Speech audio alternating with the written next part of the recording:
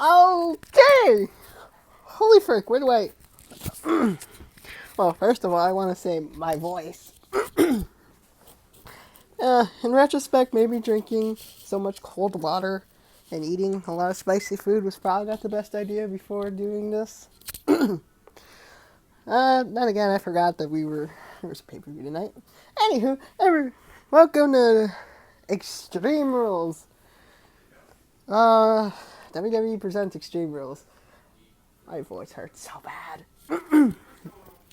Okay, guys, so today's, this year's Extreme Rules was kind of, it was weird. Well, the main matches went really well. Freaking hell, that main event. My voice is destroyed. But let's go down the lineup, shall we? The opening match was Dean Ambrose versus The Miz for the IC belt. For a pay-per-view called Extreme Rules, if Dean Ambrose got DQ'd, then he'd lose the belt. Was anyone thinking that Dean Ambrose was going to win? Well, besides me. Bullcrap! I call bullcrap on it. Why?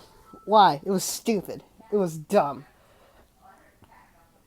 But I'll give this. Miz sure knows how to be a heel. I'll give him that. I don't know if this is going to lead to Dean Ambrose versus The Miz at Great Balls of Fire, which is actually a pay-per-view name. Or if it's going to lead to Ambrose versus Samson feud, or Miz versus Samson for the IC belt feud. Either way, it's a really good match.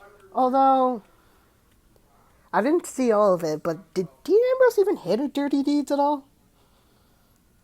Did he? I don't even think he got a Dirty Deeds off at all. That was about it. Miz did a fake out where they were ejecting Maryse, and Miz shoved the referee, or Miz shoved Ambrose into a referee to think that Ambrose was going to get DQ'd, but Ambrose was fighting with him. Then, with a distraction, Miz hit a skull-crushing finale, and that's all she wrote. That was it. So, Miz won. Bullcrap or not, he won. And then next was filler match. Norm, Dar, and I don't remember. And quite frankly, I don't give a frick. 2 cruiserweights, Alicia Fox and Sasha Banks. One of the cruiserweights was a hometown hero. He won, surprisingly. Oh, I forgot to mention that my pick was Dean Ambrose, so I was already 0-1. Then this last one, the hometown hero, actually won. So it's 0-2. That doesn't matter anyways. Third match was... Wow, can I just say a steel cage match is definitely the way to go. The Hardy Boys versus Sheamus and Cesaro for the WWE Tag Team Championships. That match was awesome. You had the Hardys and Cesaro and Sheamus, they worked pretty well, but the only thing I didn't get was why didn't they make it a ladder match? I guess because it would have been stale considering there was a ladder match at Mania, but you already have a yearly pay-per-view that has the Money in the Bank ladder match.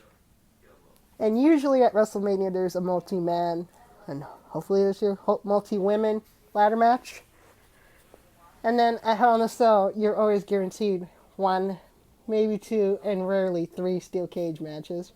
Or Hell in a Cell matches, my bad. Well, it was a nice change of pace. The Hardys didn't completely dominate, nor did Sheamus and Cesaro. They actually felt like even players. And it just worked. Jeff got out of the main spot.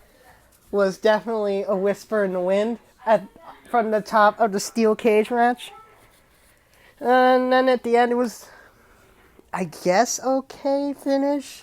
Jeff got out of the cage beforehand, roughly I think 15 minutes into the match. And then they were trying to get Matt out of the... Or no. No, what happened was Jeff got out, and then he went back in, delivered the Whisper and the win from the top of the cage. Then they beat down Jeff, and then Matt managed to beat down Sheamus and Cesaro for a little bit. So Matt tried to drag Jeff out as Sheamus and Cesaro were trying to climb out.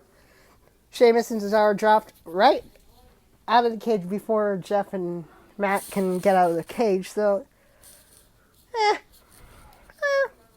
maybe second, maybe best match of the night.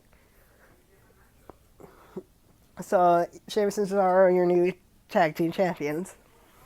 Right, and then next we had the Cruiserweight Championship, or as I refer to as, I went to go eat.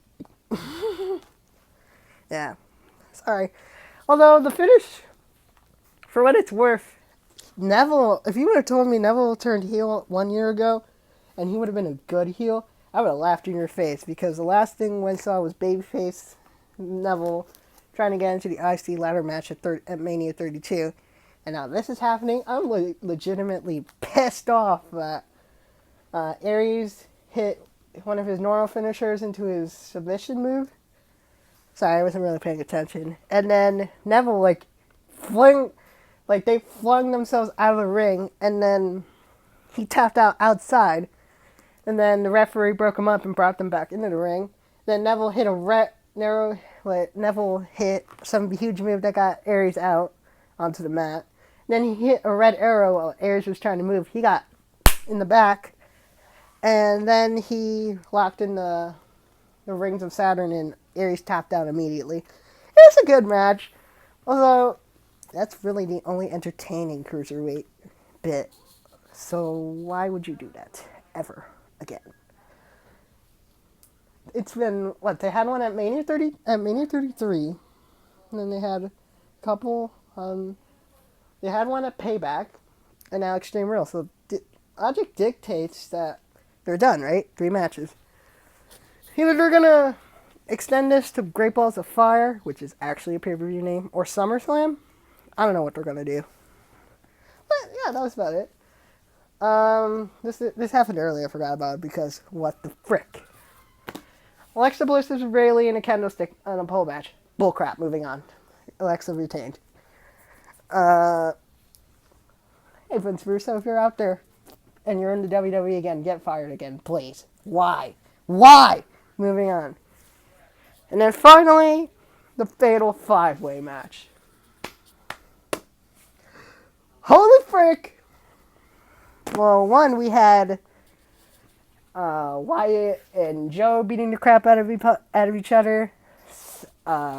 Steel Chair City B on all types of wrestlers. Balor went on a huge tirade. And finishers into submission holds only to get broken up by steel chairs. And then the ending spots were awesome. A triple spear. I don't like Roman Reigns, but I can honestly. That was awesome. It was a triple spear from Balor, Joe, and Balor and Joe were in the middle of something, and then Joe was about to hit.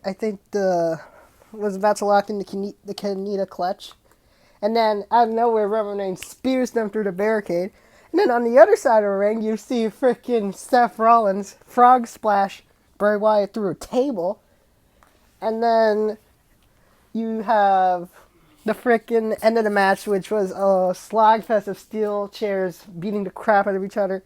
And then Finn Balor out of nowhere hits a coup de grace on Roman, which I thought was going to be the end of the match. And then right in the middle, 1, 2, then he gets locked into a Kanita clutch.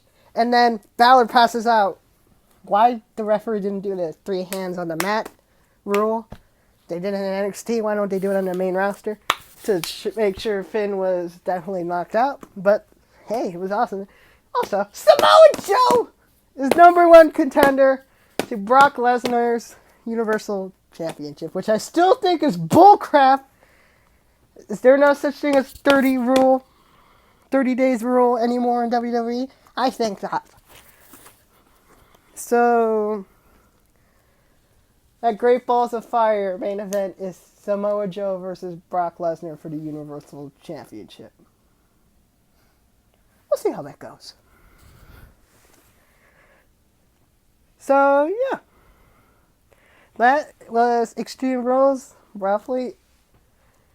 For Extreme Rules, the only extent of Extreme was a steel chair, couple of table spots, one main cage spot, and kendo sticks. Anywho, yeah. Why? That's my main question. Why? Extreme Rules literally... They're trying, man. They're trying. That's all that matters, I guess. But this should be... I think it should be an interesting rest of the thing. Let's hope Money in the Bank is better than this crap. Alright, so this has been Franky, and I hope you guys enjoyed Extreme Rules and then my little wrap of it. I broke 3 for 2. I couldn't put a bet on my on the main event because I honestly didn't know who could have won. I didn't care as long as Roman didn't win. So that's about it. I tried to end this video 3 times, so see ya. And I'll see you at Money in the Bank.